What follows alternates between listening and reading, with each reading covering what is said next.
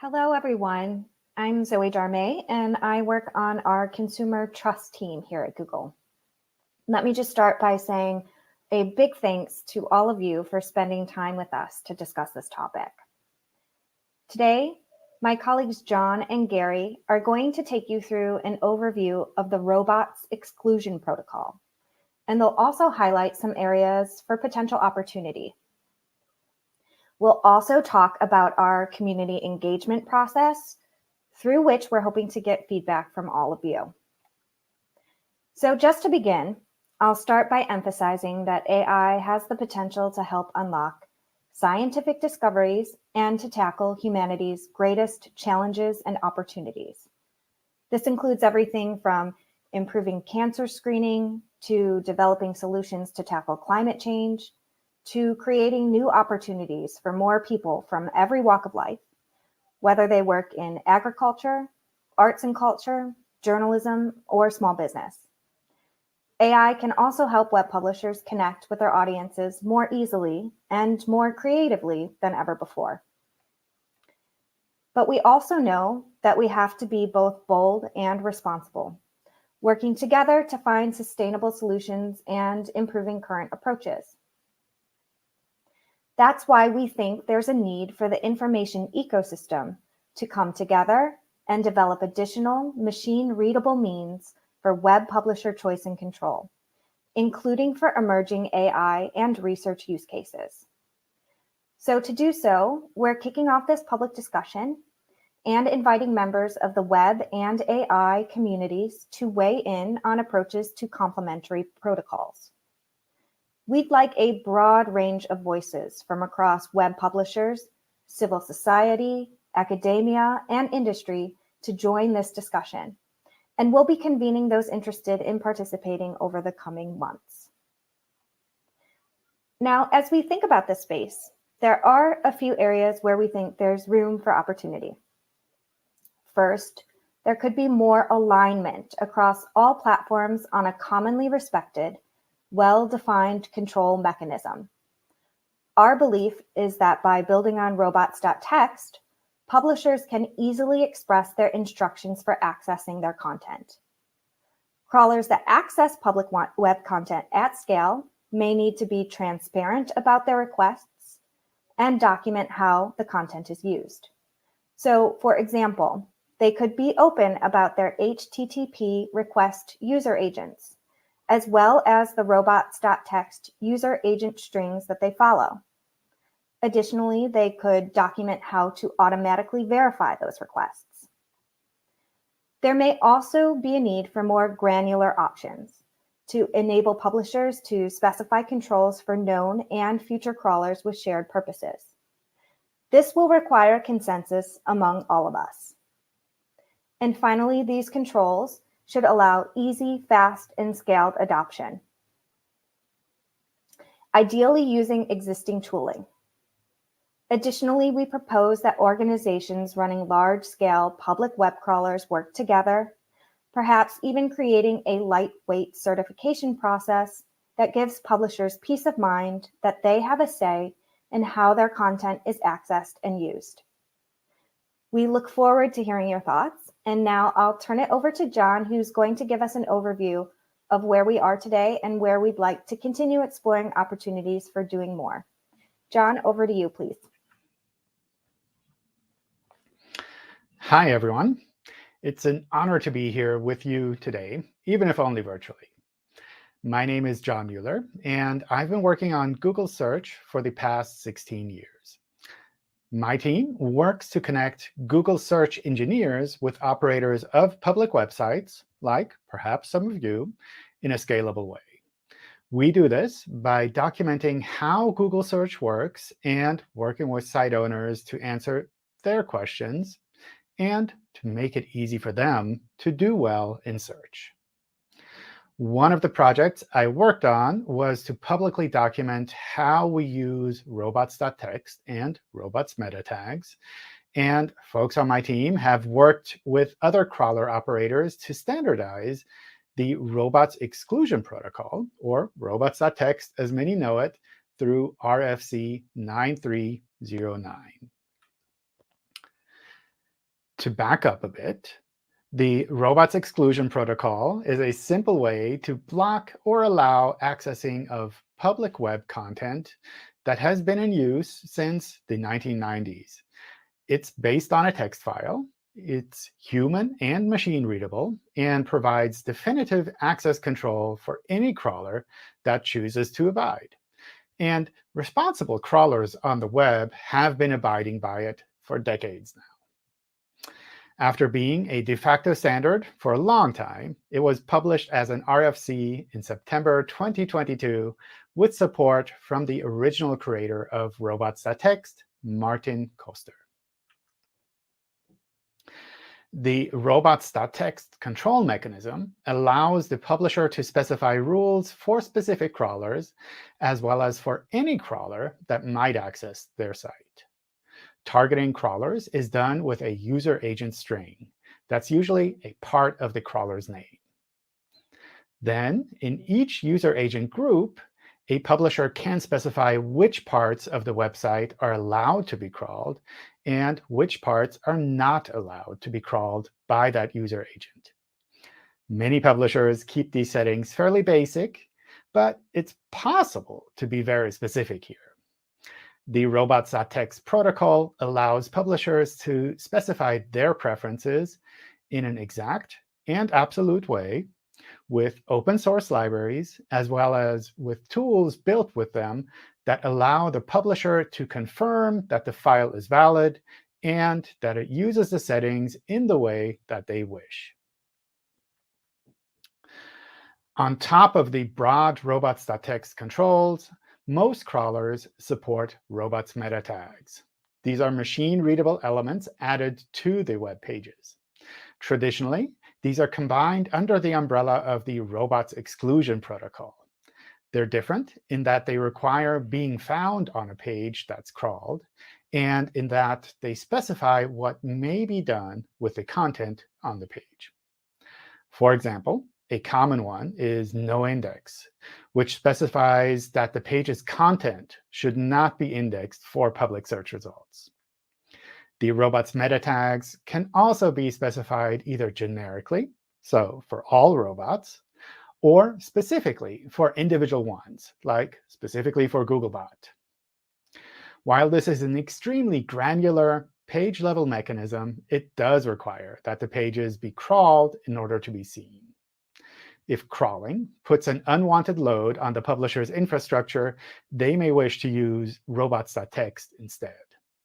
However, this enables publishers to specify a control in different places, depending on the options that their infrastructure allows. For some, adding or changing a robots meta tag is easier. For others, editing the robots.txt file is easier.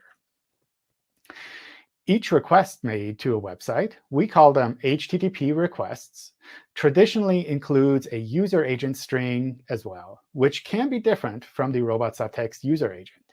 Note that the user agent string in HTTP requests can be freely chosen by a crawler or a user. To prevent abuse, like someone falsely claiming that they're from a specific organization, many crawlers document a way to verify these requests, often with a reverse DNS lookup and by exposing the IP ranges their crawlers use. Also note that the robots exclusion protocol is not binding. However, it is voluntary, and some crawlers may ignore these instructions. This is why we believe that it's critical that organizations running crawlers at scale document how they crawl, what the purpose of these crawls is, the control mechanisms supported, and the verification methods that they support. We feel that robots.txt provides an optimal foundation to build on. This is a part of the reason why we chose it for our Google Extended Control for Bard and Vertex AI. And we've seen others within the industry build on robots.txt as well. I strongly believe that a straightforward protocol like this is the way forward, especially in a world where operators are crawling the web for new purposes. Only by having clear rules that give well-defined guidance is it possible that publishers can integrate with the global web ecosystem without additional hurdles, and current and future web crawlers will be able to act in ways that do not surprise site owners through their requests. We will not find consensus here today, but there will hopefully be a lot of discussions on the options and priorities. These are not easy decisions to make, and we believe that working together for standards across the open web brings better results for everyone. And now I'll turn it over to Gary to talk through some possible opportunities in this space. Thanks, John. As John said, I'm Gary, and I've been with Google for about 13 years, mostly focusing on crawling and search opt-out mechanisms, at least the past few years. I'm going to take us through 4 thematic areas which we'd like to explore further with the AI and web community. In the next slides, we'll highlight one challenge, an opportunity for improvement, and a few possible technical solutions that we could explore together as a community. I won't read these next slides word for word, as we'll be sharing this information so you can digest it more in detail on your own time. But first, let's talk about alignment. Number of options have emerged which give web crawlers various directions on what content can be crawled and for what purposes. Most of these solutions are already machine readable and simple for site owners to implement, both of which are requirements for a solution that can be widely adopted. But currently, these options may not always be aligned from crawler to crawler, which means implementation complexities for site owners. So how can we incentivize respect for one common opt-out mechanism? There are a few possible solutions here. As a community, we could drive more alignment around the various new options for blocking crawlers. We could also create a taxonomy of crawling purposes, for example, search or AI, which crawlers could then support via robots.txt, for instance. There are a number of ways we could think through how to drive more alignment, but ultimately, we want to reduce the implementation complexities for site owners. Why? Well, we currently know of a little short of 4 billion hosts, which means that solutions will affect about 4 billion sites at least. We should ensure that the owners of these sites don't have to implement many different opt-out solutions. This saves resources for them, funds they can spend on their visitors' experience. Second, we've been thinking through possible options for increased transparency. Currently, web publishers have limited means to understand who is crawling their sites and why they are doing so. Site owners may benefit from more visibility into the individuals or organizations who are running crawlers. For instance, if Foobot visits my site, I would very much like to know why and what it's doing with the crawl data. This community engagement process will hopefully help explore how we might improve transparency through metadata or a registry, enabling publishers to make more informed decisions about crawlers accessing their content. Most major crawlers, including Google's crawlers, already expose a page where it's explained which crawler does what and how to precisely identify them through the user agent HTTP header and often IP address ranges. This is, in fact, in line with RFC 9309. Specifically, the identification string should describe the purpose of the crawler. However, having a central registry might make site owners' life easier, as they don't have to do internet archaeology for each individual crawler accessing their sites to find their documentation. Third, we may want to consider more granular controls than what currently exists. How can we develop options to offer site owners greater control over the use of their content while still allowing for innovation and support for the open web? We may want to develop ways that site owners could give instructions to groups of crawlers in a way that would avoid needing to update the robots instructions every time a new crawler is announced. This is something we already mentioned a few slides back, but to reiterate, we could create a taxonomy of crawling purposes, for example, search, AI, research, and so on, which crawlers could then support via robots.txt, for instance. Then site owners could specify controls specifically for search crawlers in bulk and separate controls for other crawl categories, such as research. How can we think through possible solutions that would allow site owners to control access to their content for a range of current and also future use cases? And finally, our fourth thematic area is adoption. Some crawlers may not respect controls such as robots.txt, and as John mentioned, compliance is voluntary. So there may be a need for industry-wide adoption of shared standards, best practices, and crawler behavior. And we could develop tools that could more easily activate controls at scale. Some possible solutions we've been brainstorming include a self-certification process via a crawler code of conduct, or the development of a web-based tool that helps site owners create and manage their control files defined by business intent rather than user agent. As you can see, we've been thinking through many possibilities, but no single company can or should be building a new protocol or new standard alone. We are hosting this kickoff, but we are by no means the only stakeholder whose voice is important when talking about web protocols for publisher choice and control. An open protocol developed through public discussion and adopted widely via consensus will need to be both scalable and technically viable. We'll be looking to develop additional options that will allow for machine-readable means for web publisher choice and control.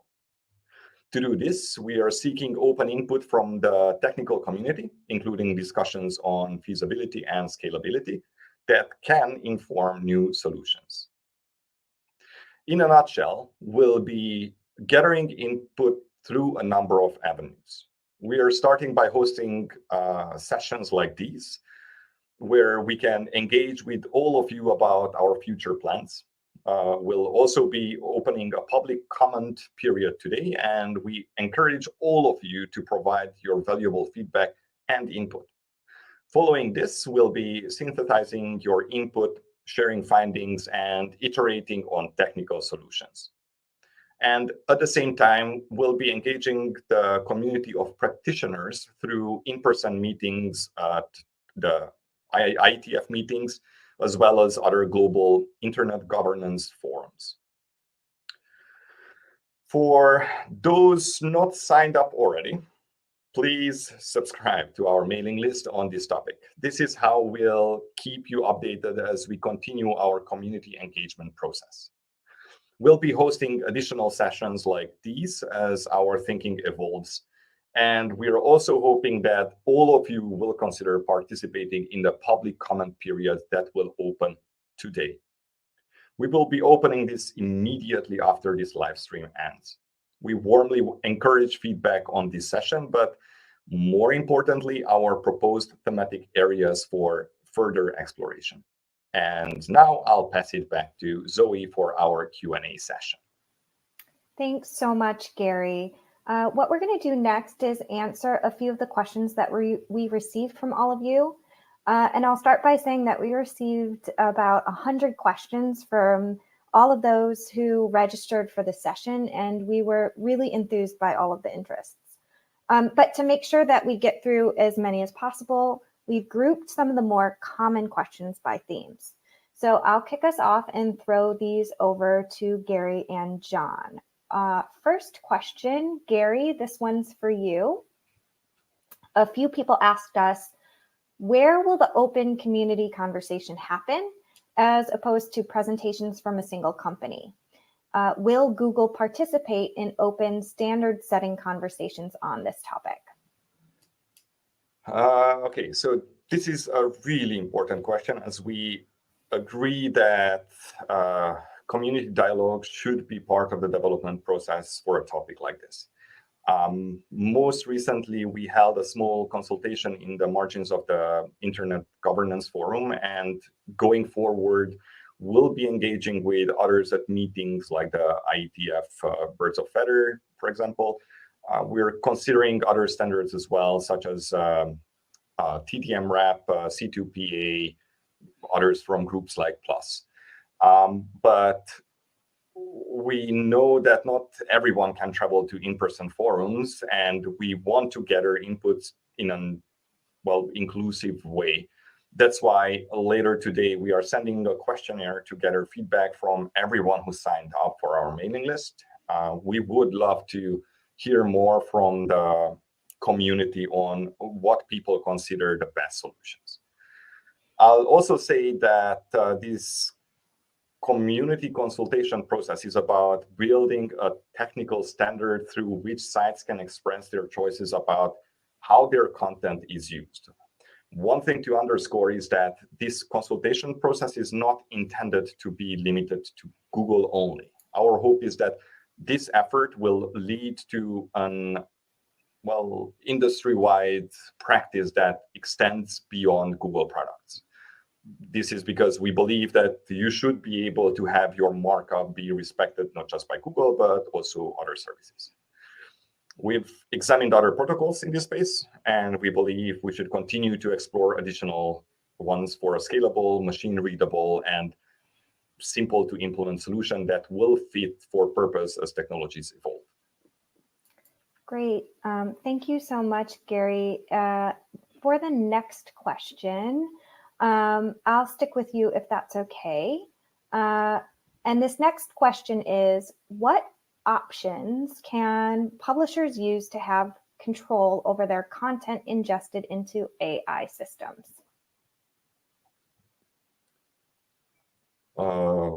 Thanks, Zoe, for the question. Generally speaking, using robots.txt, you can set controls over the crawling or processing of specific areas of your website. But for AI systems, there are, as we mentioned, a few new options emerging, and some of them are being developed by other companies and organizations. You would have to check each of those options to make informed decisions about how and why they may crawl specific sites. This is actually part of the larger problem we are proposing to solve with you.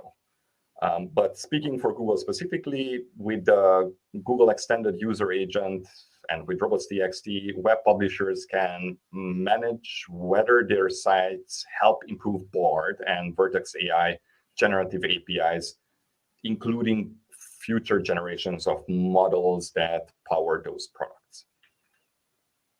Great. Thank you, Gary. I'm going to ask John this next one.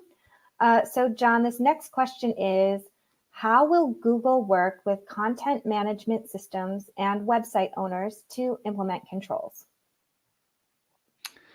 Okay. So, right now, of course, it's unclear how these controls will look in the end. So it's hard to say.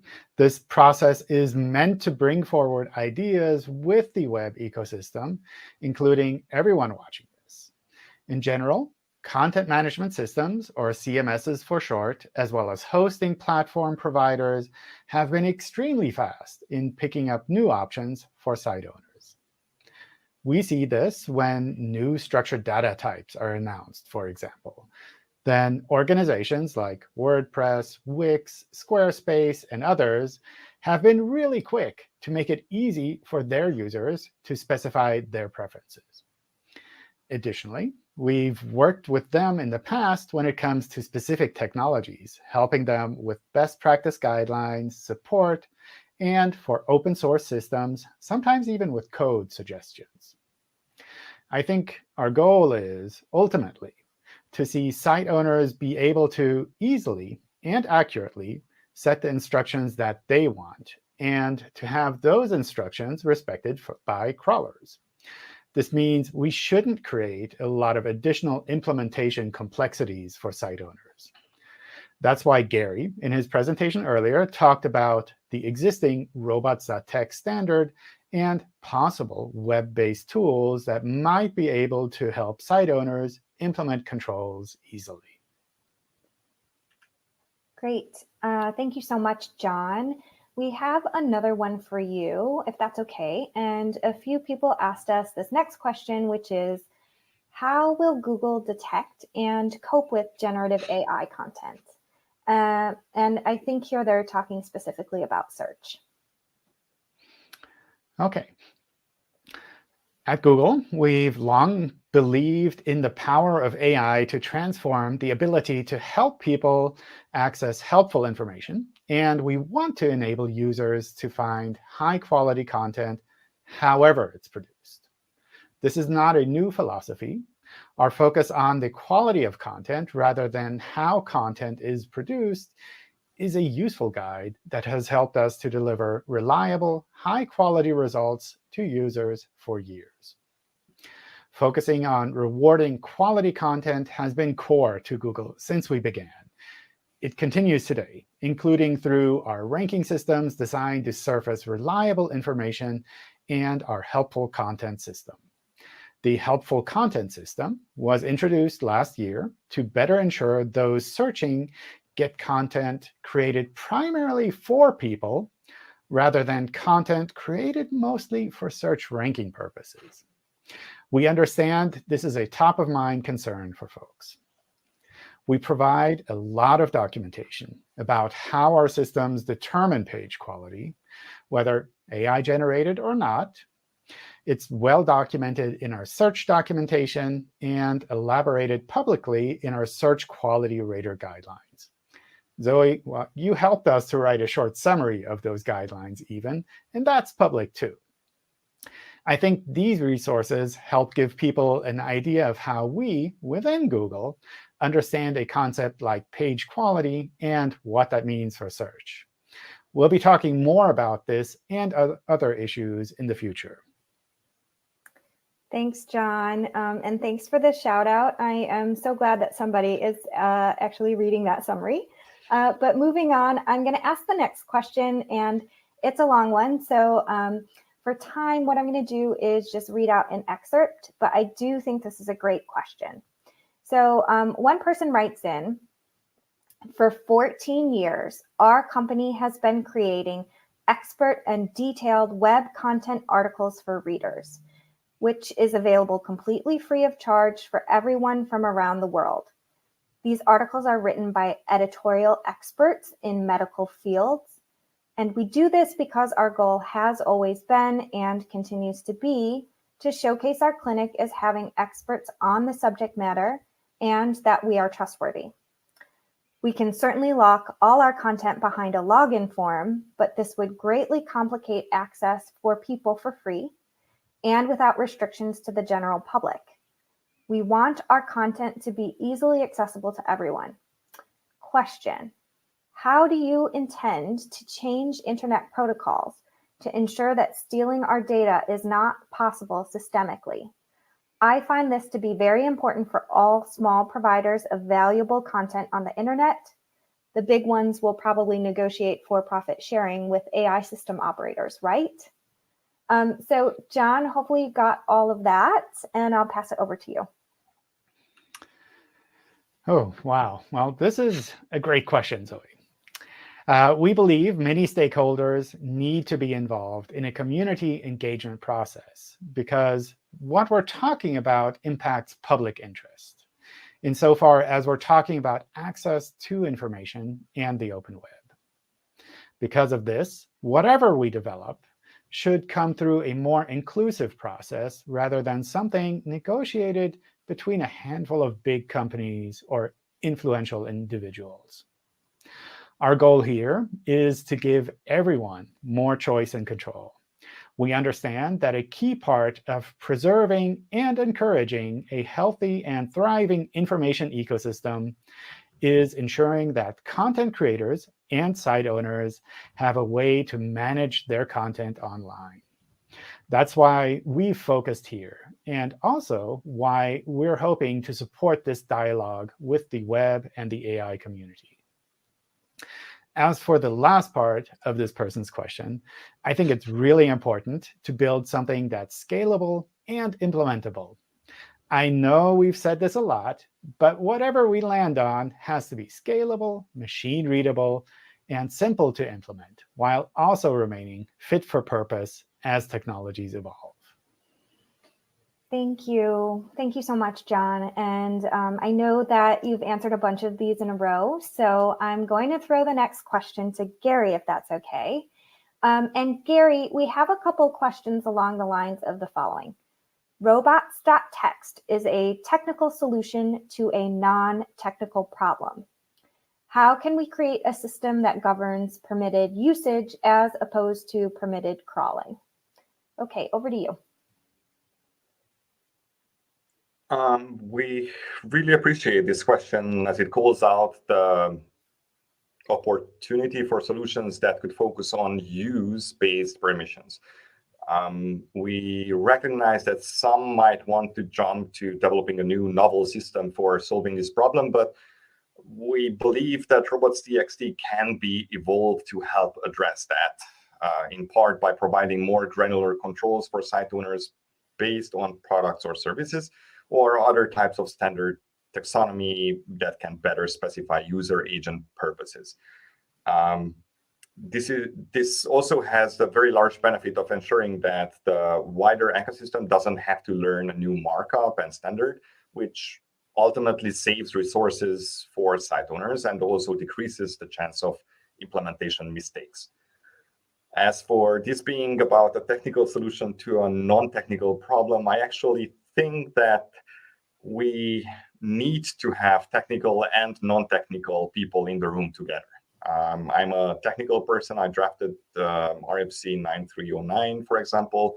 I know that's my wheelhouse and my role. But you, Zoe, do come at these questions from a broader governance perspective. I think that's helpful, and that's something we need to mirror more broadly through this consultation beyond just Google.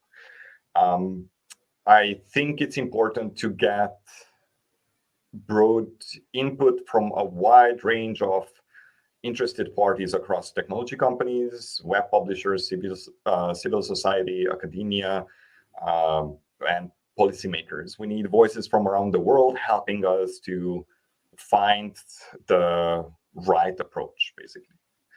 In the end, I'm hoping that we can develop a very practical, very scalable solution to help give more options to site owners. Great. Thanks so much, John and Gary. I hope that was helpful for everybody. That is pretty much all the time that we have for questions right now, but do rest assured there will be additional opportunities to continue giving us feedback and input. As Gary mentioned, we are opening a public comment period in the form of a short questionnaire shortly after this live stream. And this will be emailed to everyone who signed up for our mailing list. So if you've not done so and wish to contribute, please follow this QR code. But if you did receive an invite to this live stream, you're probably signed up already. So thanks for doing that. With that, I just want to thank everybody for joining. And we really look forward to additional discussions on this important topic. Thanks so much and have a great day.